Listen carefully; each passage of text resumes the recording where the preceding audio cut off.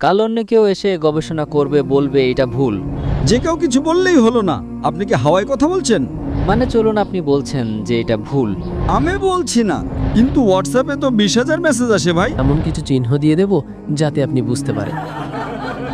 তাহলে কি আমি মিথ্যা বলছি?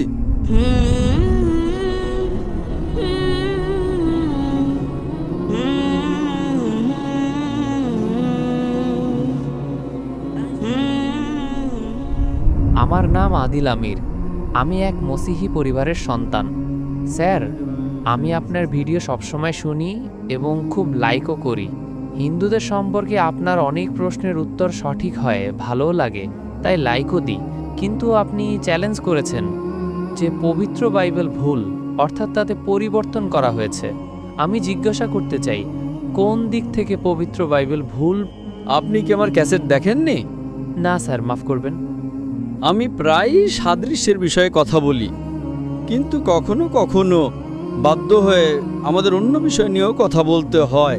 আমি একটা বক্তৃতা দিয়েছিলাম একটা ডিবেট ইউএসএতে ডক্টর উইলিয়াম ক্যাম্বেলের সাথে। তিনি একটা বই লিখেছেন যে কোরআন মজিদে 38টি বৈজ্ঞানিক ভুল আছে। 8 বছর পর্যন্ত কোনো মুসলমান উত্তর না দেওয়ায় আমাকে ডাকা হয়েছিল। তাই আমি ইউএসএ গিয়েছিলাম। ওই ইউএসএ যে পাকিস্তানিরা যান, আমি যে ডিবেট করতে, আর আপনারা যান ঘুরতে মজা করতে। তো আমি ইউএসএতে গিয়েছিলাম শিকাগোতে, আর সেটার বিষয়বস্তু ছিল বিজ্ঞানের আলোকে বাইবেল ও কোরআন। ওই বক্তৃতাটা দেখলে দেখবেন তাতে আমি অনেক ভুল বের করেছি, অনেক। আপনি নমুনা চান? আচ্ছা, আপনি যদি বাইবেলের প্রথম বই পড়েন, old testament, book of Genesis, অধ্যায় 1, তার ভিতরে শুরুতে আছে, প্রথম অধ্যায়ের ভেতরে, যে শুরুতে ঈশ্বর ছিলেন এবং ঈশ্বর আলোক সৃষ্টি করলেন। প্রথম দিনে ঈশ্বর আলোক সৃষ্টি করলেন, অর্থাৎ ঈশ্বর আলোকে সৃষ্টি করলেন প্রথম দিনে, আর তৃতীয় দিনে সৃষ্টি করলেন সূর্যকে। আলো কোথা থেকে আসে? আসমান থেকে। আসমান থেকে আলো আসে? এখন কি আসমানে আলো আছে? সূর্য থেকে আসে। সূর্য থেকে আসে। চাঁদের আলো সূর্য থেকে আসে, তাই না? তাহলে আলো এলো প্রথম দিনে আর সূর্য এলো তৃতীয় দিনে। এটা ঠিক না ভুল? স্যার, আমি এটা বলতে চাইছি যে আপনি বলেন পবিত্র বাইবেল বদলে গেছে। সেটাই তো বলছি। কোন দিক থেকে বদলে গেছে? সেটাই তো আমি বলছি। আপনার যদি সামান্য জ্ঞান থাকে তাহলে বুঝবেন, যদি আলো প্রথম দিনে আসে তাহলে সূর্যও তো প্রথম দিনে আসা উচিত, তাই না? সূর্য আসছে তৃতীয় দিনে, সৃষ্টিকর্তা সূর্য বানালেন তৃতীয় দিনে আর আলো বানালেন প্রথম দিনে। এটা বৈজ্ঞানিকভাবে ভুল, বুঝলেন? তারপর আপনার বাইবেলে লেখা আছে যে আল্লাহ, দুঃখিত, সৃষ্টিকর্তা ঈশ্বর তৃতীয় দিনে বানালেন সূর্য, যা আলোওয়ালা, এবং চাঁদ, যার আলো ছোট। এটাও ভুল। চাঁদের তো নিজের আলোই নেই। আজকের বিজ্ঞান বলে যে চাঁদের নিজস্ব কোনো আলো নেই, চাঁদের আলো হলো প্রতিফলিত আলো।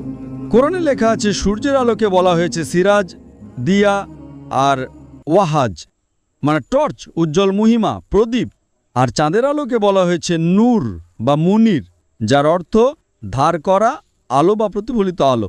সুতরাং বিজ্ঞান বলে কোরআনে কোনো ভুল নেই, কিন্তু বাইবেলে ভুল আছে। বুঝতে পারলেন? এর উপর আমি 2 ঘন্টা, 3 ঘন্টা, 4 ঘন্টা বক্তৃতা দিতে পারি। বুঝতে পেরেছেন? স্যার, আমি একদমই বুঝতে পারিনি। আমি এটা বলতে চাইছি, আমার প্রশ্ন হলো, যদি কাল কেউ উঠে পবিত্র বাইবেল সম্পর্কে কিছু বলে, যেমন আপনি বলেন সূর্যের কথা, ঠিক আছে, সৃষ্টিকর্তা প্রথম দিনে আকাশ এবং পৃথিবী সৃষ্টি করেছেন, কিন্তু তখন তো বাইবেলে সূর্যের কোনো উল্লেখ নেই। এখন যদি কেউ এসে বলে যে প্রথম দিনে সৃষ্টিকর্তা সূর্যও সৃষ্টি করেছেন, তাহলে? আরে ভাই সাহেব, আমি আপনাকে রেফারেন্স দিচ্ছি, যে কেউ বললেই হলো নাকি? আপনি বাইবেল পড়েছেন? আপনি বাইবেল পড়েছেন? না, পড়িনি, কিন্তু শুনেছি অনেক। পড়েননি, কিন্তু আমি পড়েছি এবং আমিই বলছি। তার মানে আপনি ঠিক না আমি ঠিক? আমি বাইবেল পড়েছি, আমি বাইবেলের রেফারেন্স দিচ্ছি। যে কেউ কিছু বললেই হলো না। আপনি কি হাওয়ায় কথা বলছেন? বাইবেলের জেনেসিস, আপনি হয়তো জেনেসিস সম্পর্কে শোনেননি। জেনেসিস শুনেছেন? না। শোনেননি, তাই না? খ্রিস্টানরা বাইবেল পড়ে নাকি? যদি না পারেন তাহলে অন্তত যার জ্ঞান আছে তার কথা তো মানুন। আপনার বড় বড় পাদ্রীদের সাথে আমার ডিবেট হয়েছে, ঠিক কি না? আপনার জ্ঞান নেই, কিন্তু আমি পাদ্রীকে হারিয়েছি, তাহলে তো স্বীকার করা উচিত, হ্যাঁ কি না? না স্যার, আমি কখনো আপনার কোনো ডিবেট কোনো পাদ্রীর সাথে শুনিনি। হ্যাঁ, ডিবেট শুনেননি তো এটা কি আমার ভুল? আপনি গুগল করুন, ইউটিউব জানেন তো? জি। তাদের সিনেমা দেখেন? না, সিনেমা না। সিনেমা দেখেন না। ইউটিউবে ডক্টর জাকির নায়েক এবং ডক্টর উইলিয়াম ক্যাম্বেল টাইপ করুন, ডিবেট চলে আসবে মাত্র 4.5 ঘন্টার, সব পাবেন সেখানে। তারপর আপনি বাইবেল নিন, খুলুন, হিন্দিতে পড়ুন, উর্দুতে পড়ুন, ইংরেজিতে পড়ুন, রেফারেন্সগুলো মিলিয়ে দেখুন। তারপর কাল এটা বলবেন না যে আমি পড়িনি। আপনি পড়েননি, তাহলে যে ব্যক্তি পড়েছে তার সাথে তর্ক করা উচিত না। যে ব্যক্তি পড়াশোনা করেছে, বাইবেল পড়েছে, আপনি বাইবেল না পড়ে তার সাথে তর্ক করছেন, এটা কি ঠিক? ঠিক নয়, কিন্তু আমি এটা বলতে চাই স্যার যে মানে চলুন, আপনি বলছেন যে এটা ভুল হলো। আমি বলছি না, যেই বাইবেলের উপর গবেষণা করে সেই বলে, আমি একা বলি না। আসলে স্যার কিভাবে? কাল অন্য কেউ এসে গবেষণা করবে, বলবে এটা ভুল, তারপর প্রমাণও তো করতে হবে যে এটা এমন। এখন ভুল শব্দ তৈরি করে বলা হলো এইটা এমন হয়ে গেছে, তেমন হয়ে গেছে। এইভাবে তো পবিত্র বাইবেল কখনো ভুল হতে পারে না। পবিত্র বাইবেল নিজের প্রশংসায় নিজেই বর্ণনা করে, ও নিজেই নিজের সত্যতা বর্ণনা করে। আপনি কি বাইবেল পড়েছেন? স্যার আমাদের বড় বড় এখন আমি একজন মেডিকেল ডাক্তার, আপনি যদি বলেন অপারেশন এইভাবে করুন, তাহলে কি আমি আপনার কথা মানব? আপনাকে একজন লোক এসে বলবে ভাই এসব ছাড়ুন, আপনার মা যদি অসুস্থ হন, হার্ট অ্যাটাক হয়, কোনো লোক যে ডাক্তার না সে এসে বলবে এভাবে অপারেশন করুন, আপনি কি মানবেন? মানবেন কি? আপনি কি দেখবেন? আপনি ডিগ্রি দেখবেন, তাই না? ঠিক কি না?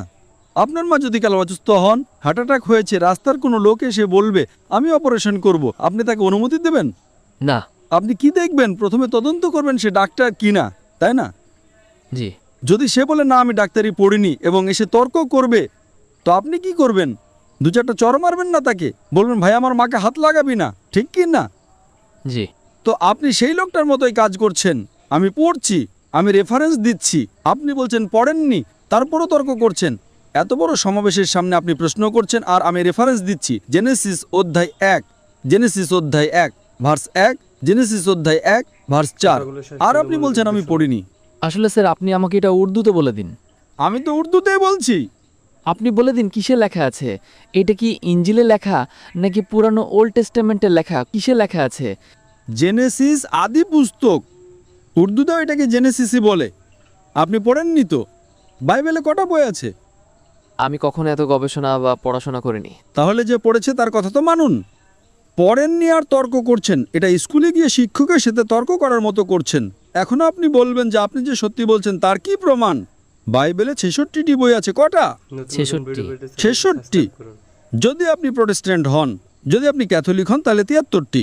70 আর 3 কত? 73টি। হ্যাঁ, এখন আপনার মনে ঘুরপাক খাচ্ছে।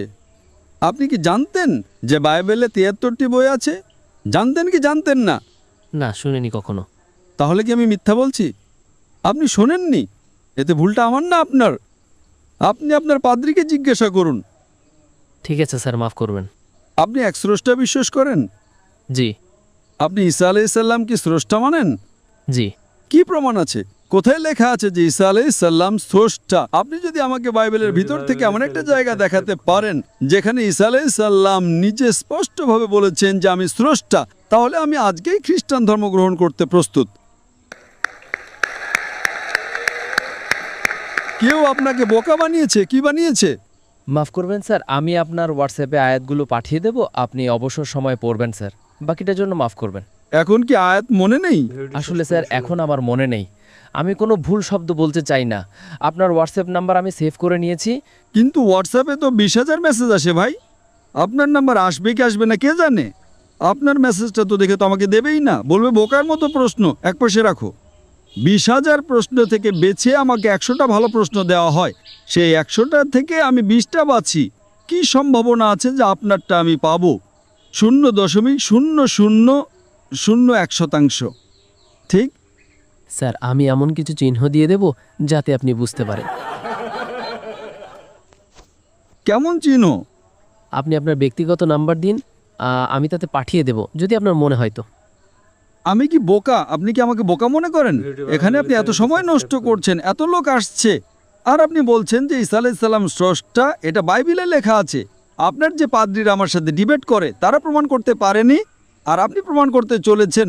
স্যার কত এত পণ্ডিতদের সাথে বিতর্ক হয়েছে। আমি অনেক পণ্ডিতকে পরাজিত করেছি। একটা পণ্ডিতও যার যোগ্যতা আছে সে আমার সামনে তো আসুক, ঠিক কি না? আপনার পাকিস্তানে যদি কোনো খ্রিস্টান পণ্ডিত থাকেন যিনি তার বক্তৃতার জন্য 20,000 মানুষ নিয়ে আসতে পারেন, আমি তার সাথে ডিবেট করতে প্রস্তুত। পাকিস্তানেই ডিবেট করে নেব, ঠিক কি না? বাইরে যাওয়ার দরকার নেই। জি। ঠিক আছে, খোদা হাফেজ। খোদা হাফেজ। আসসালামু আলাইকুম। ভিডিওটি ভালো লাগলে চ্যানেলটি সাবস্ক্রাইব করুন।